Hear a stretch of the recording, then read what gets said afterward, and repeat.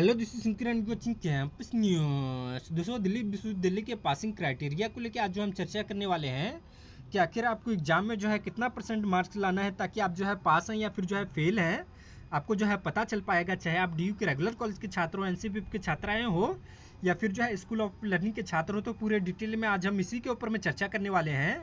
बाकी अगर आप चैनल पर नए हो, चैनल को सब्सक्राइब कर लीजिएगा, साथ में बेल आइकन को प्रेस करके ऑल का बटन दबा लीजिएगा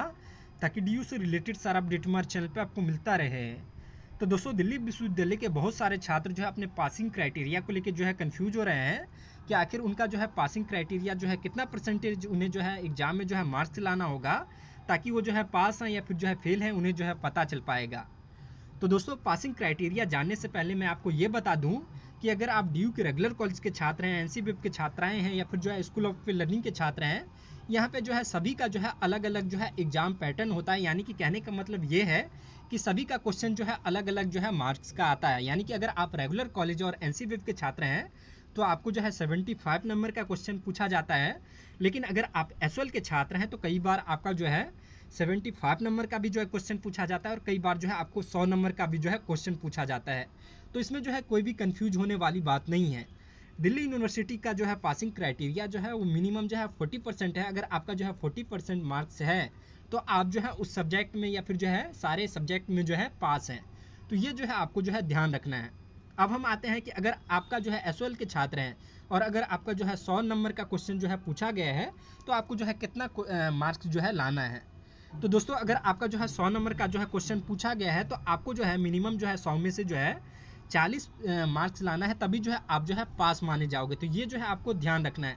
लेकिन अगर आप एनसीपीएफ या फिर जो है एसओएल के रेगुलर कॉलेज के छात्र हैं तो आपको जो है 75 नंबर में से जो है आपको जो है मिनिमम जो है 30 नंबर लाना होगा, तभी जो है आप जो है पास माने जाओगे। तो ये जो है आपको जो है ध्यान रखना है।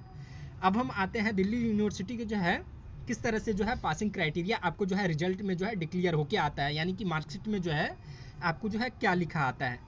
तो दोस्तों, दिल्ली यूनिवर्सिटी का जो है सेमेस्टर सिस्टम जब से लागू हुआ तो वो चाहे वो रेगुलर कॉलेज हो, एसओएल हो या फिर जो है एनसीपीएफ हो, सभी का जो है ग्रेड सिस्टम के अकॉर्डिंग ही जो है आपका जो है मार्कशीट में जो है मार्क्स मिलता है। यानी कि आपका जो है बहुत अच्छा है तो आपको जो है A++ मिलता है, उससे नीचे है तो आपको जो है ए मिलता है, उसके बाद उससे नीचे है तो आपको B++ मिलता है, उससे अगर कम है तो आपको जो है B मिलता है,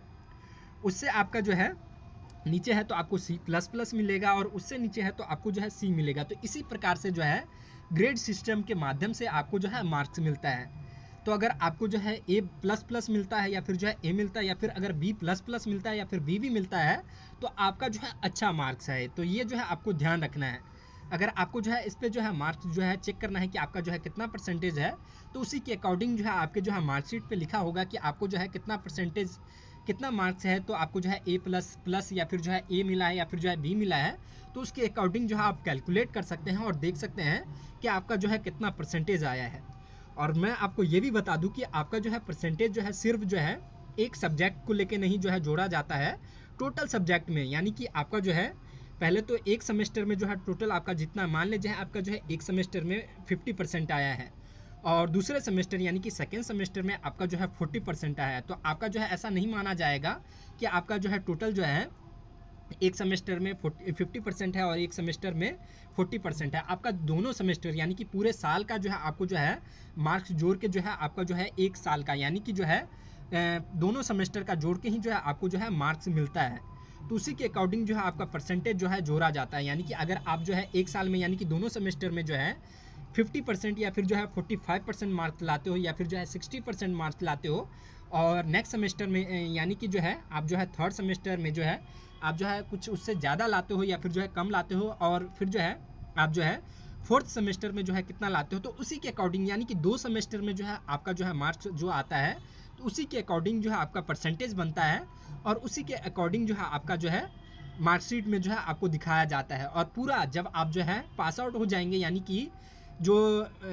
आपका जो है 6 सेमेस्टर होगा, यानी कि 6 सेमेस्टर आप जब पास आउट हो जाएंगे उसके बाद जब आपका जो है मार्कशीट जारी किया जाएगा, यानी कि जो डिग्री आएगा उस 6 सेमेस्टर का जो आपका रिजल्ट होगा उसी के अकॉर्डिंग जो है आपका जो है परसेंटेज माना जाता है कि आपका जो है ग्रेजुएशन में जो है 60% है, 70% है, 80% है, या फिर जो है जो भी आपका परसेंटेज है उसी के अकॉर्डिंग जो है आपका परसेंटेज बनता है। और ये आपके जो है पीजी एडमिशन में या फिर जो है किसी और जगह जो है जॉब के लिए जो है आपको जो है फ़ायदेमंद होता है। तो ये जो है आपको ध्यान रखना है। बाकी जो है आपको जो है 40% मार्क्स है तो दिल्ली विश्वविद्यालय में जो है आप जो है सेमेस्टर मोड के छात्र हैं तो आप जो है पास है। बाकी एनुअल मोड के छात्र हैं तो अभी जो है आप जो है 40% में जो है पासिंग मार्क्स जो है माना जाता है। तो ये जो है आपको ध्यान रखना है।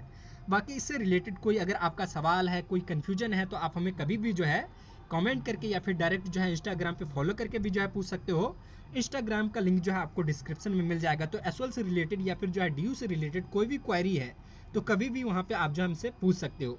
तो उम्मीद है कि आपको जो है डी के जो है पासिंग क्राइटेरिया के बारे में जो है पता चल गया है। बाकी और भी कोई सवाल है तो आप हमें कमेंट करके भी जो है बता सकते हो। बाकी आज के इस वीडियो में इतना ही। शुक्रिया, धन्यवाद।